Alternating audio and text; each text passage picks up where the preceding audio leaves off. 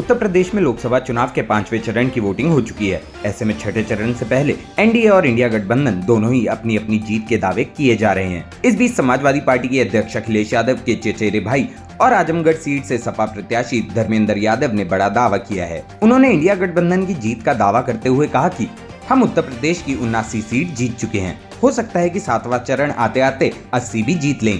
हमारा पूरा गठबंधन है और सपा 62 सीट जीत रही है। 80 में से कितनी सीटें ला रहा है इंडिया गठबंधन? हमारे राष्ट्रीय अध्यक्ष जी कह चुके हैं कि एक पर अभी हम संघर्ष कर रहे हैं जीत के लिए, बाकी 79 हम जीत चुके हैं या जीत रहे हैं। नहीं, कतई ओवर कॉन्फिडेंस नहीं, जनता की दम पे कह रहे हैं। देश की जनता नहीं चाहती है कि बाबा साहब का संविधान खत्म हो। जनता नहीं चाहती है किसी कीमत पर लोकतंत्र खत्म हो। मतलब आप ये कह रहे हैं कि बनारस को छोड़ के आप सारी सीटें जीतेंगे? एकदम जीतेंगे। बनारस पर भी संघर्ष है, अभी लास्ट फेज का चुनाव है, लहर का असर पड़ेगा बनारस पर भी। समाजवादी पार्टी लगातार यूपी की सभी सीटों पर जीत का दावा कर रही है। सपा अध्यक्ष अखिलेश यादव ने भी राहुल गांधी के साथ हुई एक सभा में चर्चा करते हुए कहा कि इंडिया गठबंधन यूपी में वाराणसी लोकसभा सीट को छोड़कर सभी सीटों पर जीतने जा रहा है।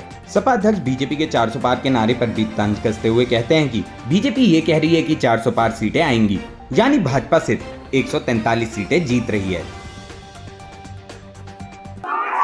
यूपी जो 80 सीटें ले रहा है, इसमें 79 सीटें समाजवादी पार्टी, कांग्रेस, इंडिया गठबंधन जीत रहा है।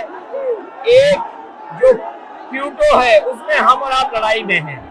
और इस बार क्यूटो नाम कैसे जापान वाला ही है ये क्यूटो, क्योंकि जो प्रधान सांसद हैं उन्हें सपना दिखाया था काशी के लोगों को कि दुनिया की सबसे बेहतर सिटी बनेगी क्यूटो। तो क्यूटो बनी नहीं बनी, काशी के लोग ये तय करेंगे और फिर वोट डालेंगे। तो इस बार मन मर्जी नहीं चलनी है, मन की बात नहीं चलेगी, हमारे आपकी बात और 140 करोड़ लोगों की बात और संविधान की बात होगी। भारतीय जनता पार्टी जो 400 पार का नारा दे रहे थे, अब समझ में आया है 4 चरणों के बाद।